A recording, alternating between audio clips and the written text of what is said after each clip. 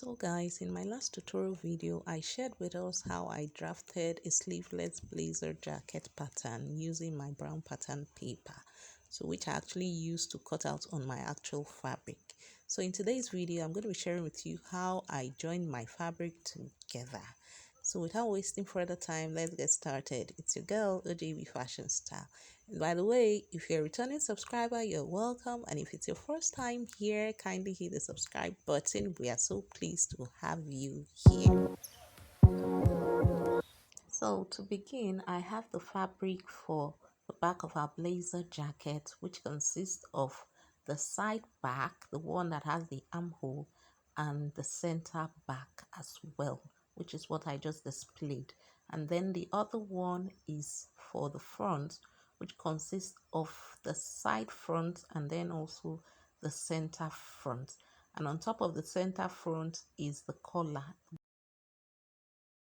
So I'll be attaching the back piece together first. So ensure that you attach one armhole area to one center back, and please make sure you stitch around the back side of the fabric. Okay, so usually you attach each piece using your pins, but I didn't have to do that, so I started joining them from bottom to top and it was well placed. Okay, so please ensure you take note of that.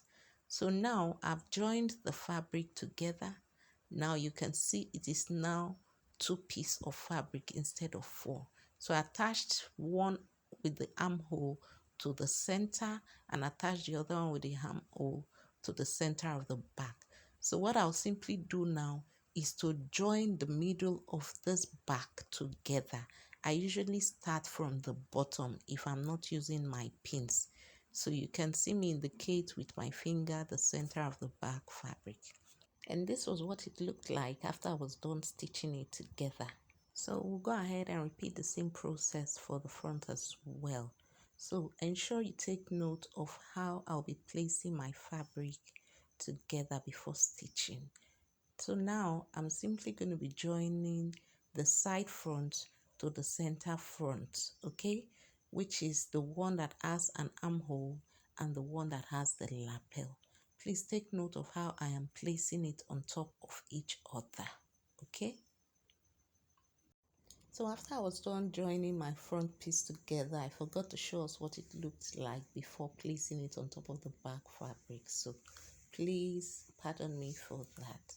Okay, so I'd gone ahead to place the front piece on top of the back piece, the right sides facing each other. Okay, so I'm simply going to be joining both pieces, the back and the front, on the shoulders first and then on the side. So it is always advisable to iron out those areas with your stitches, okay? It is better to flatten them, ironing them first before stitching them. But I didn't have light at the time and I needed to join them, okay? So I'd gone ahead now to join them together. And this is what it's looking like. So beautifully done.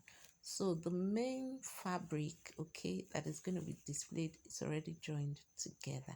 So before joining the lining piece on the actual fabric, I would actually have to iron this out, okay. It is a must you iron it out before joining your lining. So please take note that our lining piece is exactly the way the main fabric is, okay? So the lining piece is exactly the way the back piece is cut out with lining piece.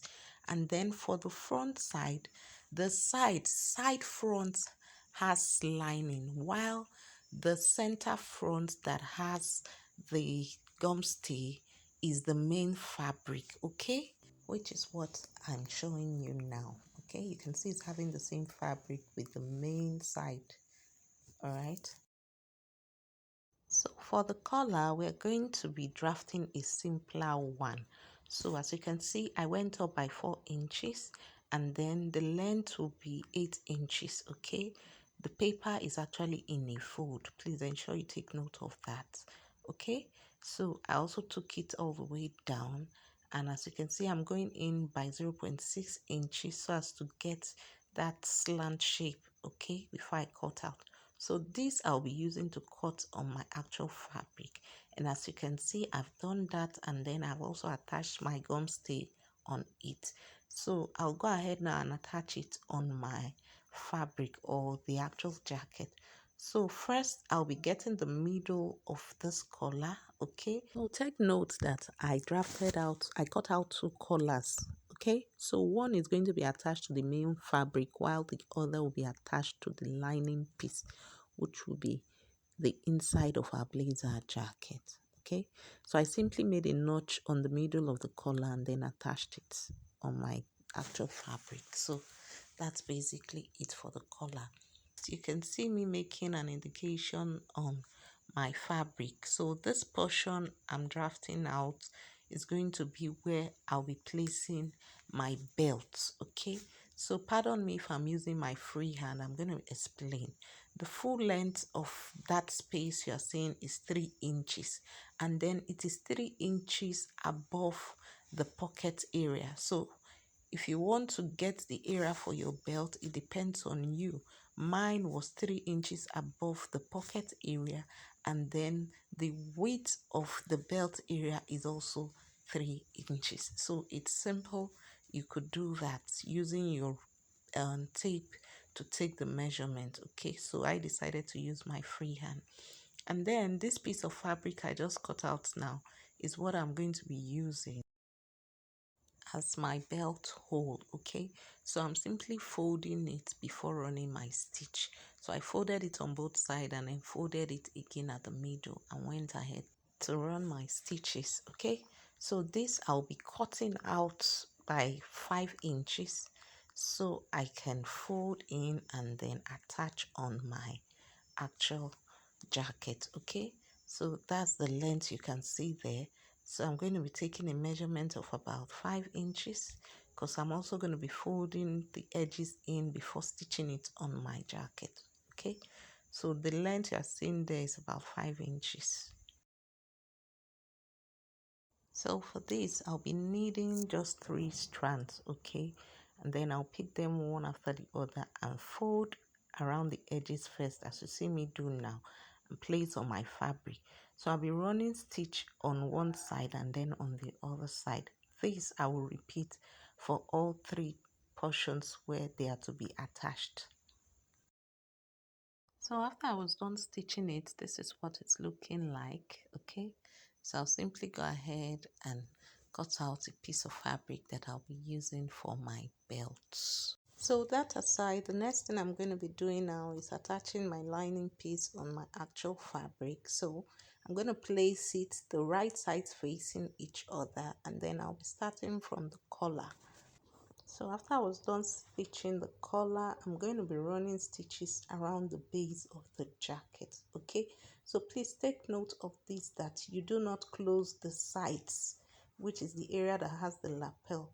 The next place to close after the collar is usually at the base of the jacket. So I'm simply arranging my lining in place, and then I'll be running stitches as you see me indicating with my fingers. So to be able to work on the area that has the lapel, you can see that the actual fabric is longer than the lining, okay? So what you simply do is to drag the actual fabric and the lining piece together, ensure they are equal, and then you run your stitch from bottom to top, as you see me indicating with my finger, and then you continue to the collar area. So as you can see, I flipped my fabric over to the right side and I've also ironed it out. So the last and final thing I'll be doing is to stitch around the armhole area, which is simply to fold in the lining piece with the actual fabric inward and then run my stitches. So guys, we'll be calling it a day at this point. I'll be seeing you on my next video, which I'll be sharing with you guys on how I made my pockets, which is usually called welt or pocket for blazers. Okay, so until then, stay fabulous. Bye.